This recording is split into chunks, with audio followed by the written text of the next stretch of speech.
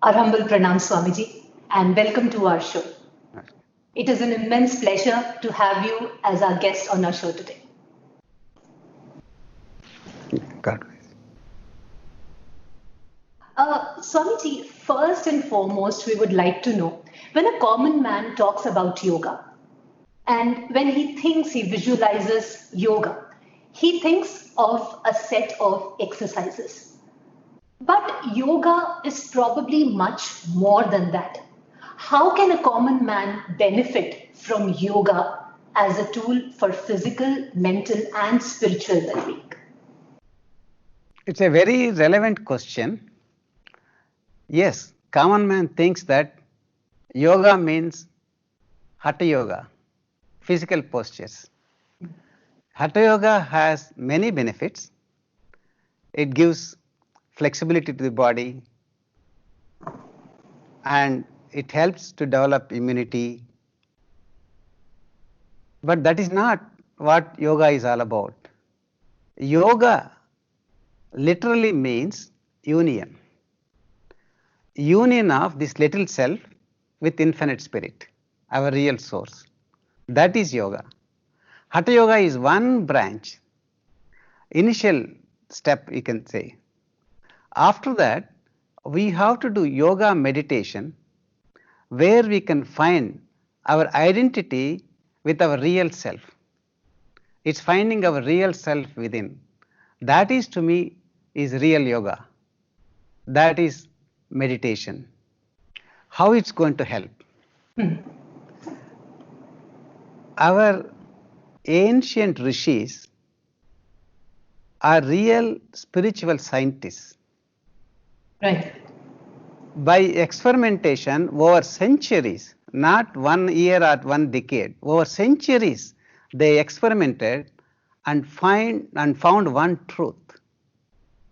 That is, the mind and the breath are related. Mind and breath are related. That is why we find that pranayama techniques, meditation techniques often use some kind of breathing techniques. The Okay. purpose of meditation is to attain control of the mind. But that control of the mind we can attain by some breathing techniques also. Because there is relationship between mind and breath. We should be grateful to our ancient rishis who found this connection, more importantly, who discovered some methods of special breathing through which we can attain mind control. When mind is in our control, mental health is assured. If Right. someone is sick mentally, that is because he doesn't have any control over his mind. Thoughts go haywire. He doesn't know what he is thinking. He has no control absolutely. And that control is assured through some kind of pranayama techniques. That's meditation. So that is how yoga, real yoga, meditation helps us to get mind control. Don't you agree that mind is normally always agitated? There are Very so true. many things are going on in the mind. In fact, even in sleep, it's not quiet. It keeps dreaming. Very true. It's always. And these thoughts may lead to anxieties, emotions, all these things. So, mind control is very important for mental health. And yoga meditation is one tool where we can achieve this mental health. Swamiji, your journey from being a scientist to a monk, how did that happen? How did yoga draw you to itself, if I could put it that way? Yes. See, to tell the story, I was doing research at that time at IIT Kharagpur, working Right. for my PhD. Then I approached one Swamiji and asked, I would like to learn meditation. He asked, why do you want meditation? I said, meditation, I heard, improves my concentration. I want more concentration in my research work. I want to learn. Because I was not interested in God. I was not interested in divinity at that time. I was so busy with my work. I just wanted to improve my concentration. He said, fine, but you have to spend 20 minutes in the morning and 20 minutes in the evening. Okay. I said, fine, 20 minutes I can easily give. But if I knew that pretty soon I was going to spend longer than 20 minutes, probably I would have never started meditation in my life. Because I was so busy. 20 minutes, fine. Fine. Then I started practicing the Hangsa technique, the first technique which we teach in our organization. Generally, I'm focused in life. Once I take something, I do my full attention to it, not just just doing it superficially and leaving it. Yeah. No, I took it very seriously. I learned, practiced, spent the 20 minutes in the morning, that much in the evening, day after day after day.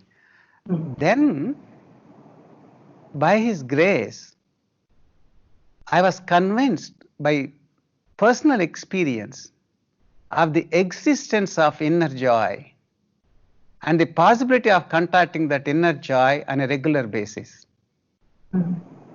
See, joy is not something unknown to us. We know we are joyful when we eat some nice food. We are joyful when we meet some person, a nice person we meet, or we hear some good news. We are joyful. But this joy was so different. I mean, nothing happened. It's not because of something. In spite of everything, I can be so joyful inside. That inner joy is a miracle to me, in a way. I would say it's a miracle that there is something like joy inside me. And how do I contact? Through meditation. It is not theory. It's not that I read somewhere. It's not that I heard about it. I experienced it just by practicing. So then the 20 minutes has become 30 minutes, has that 40 minutes on its own. No? Then I felt, what is the joy? Then I started reading this book. Then I started reading. Meditation was the first thing for me. Then I found God is ever new joy. That God is there in each one of us. We can contact Him, experience His presence within us as ever new joy. That's how my journey started. So maybe earlier I was definitely I was a scientist working on radar signals and speech signals, etc. Now I continue to be a scientist, but in spite of being a radar scientist, now I am probably a spiritual scientist exploring that inner realms. Right. So from an intense science background to yoga, do you find there are any commonalities between science and yoga? Are they the same, or are they two different things leading to the same? Paramahansa Yogananda said that in this world, meditation is the most practical science. Meditation is science. See, science, I explain this way. Suppose if I do some puja, some worship, that gives me a lot of satisfaction. That happiness is there. But the same puja may not give similar happiness to someone else. Something else, some other form may be helpful to him or her. Because here emotion is involved. This is not as scientific. But meditation is not that way. It must work for everyone. It's so scientific. Because meditation works on the principle of life force within me. The principle of life force is universal. If principle of life, that life force worked 5,000 years ago to someone like Arjun, 2,000 years ago to someone like Jesus Christ, and 600 years ago to some saint, 300 years ago to some other saint, it must work for me and for you too. Because that principle of life force has not changed. Our understanding has improved. So that is why I say it is scientific. Because 3 plus 4 equals 7 for Indians, Americans, Australians, Hindus, Muslims, Christians. 3 plus 4 equals 7. It's mathematical, it's science. Similarly, meditation is science. If you do this, if you work on your breath like this, it must produce the definite results. That is science. So meditation is most practical science. It's Right. appealing to me. It's not that I take it on emotional grounds for granted. It's through experience. You practice meditation, then you will see whether it works or not. So, Swamiji, in these troubling and challenging times of the pandemic COVID-19, how can a common man benefit from yoga? Very relevant question. Not only now, it's relevant at all times in a way. See, pain and suffering are something thrust on us by circumstances over which we have no control often. Isn't it true? Very Pain true. and suffering are thrust on us by circumstances over which we have no control. But Right. peace and joy are something we can manufacture within, which is within our control. That joy inside, that's something we can manufacture. Actually, better word is we have to discover. It is there, already is there. How do you manufacture? How do you discover? Through meditation, through yoga meditation. If you go within, you experience that divinity as peace and joy. So that is in my control. It's not external. Absolutely. No matter what's happening around me, no matter what's happening to me, I can be joyful because that joy is within me. I have to contact it through yoga meditation by going within. So it does help during this pandemic, even otherwise. It does help. That is the shelter. Swamiji, in these times of the pandemic of COVID-19, because of the norms of social distancing, most of the practitioners of yoga are not able to do that in groups as they generally did.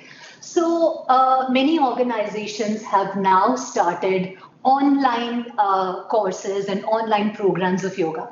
Has Yogada Satsang Society also started any such programs or courses?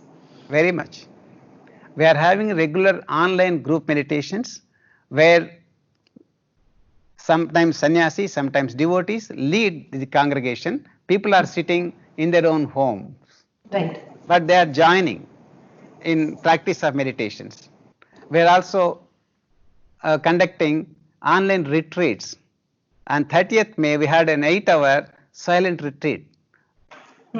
Many people, maybe some 10,000 people participated in their own homes, but someone is leading the meditations, leading singing, etc.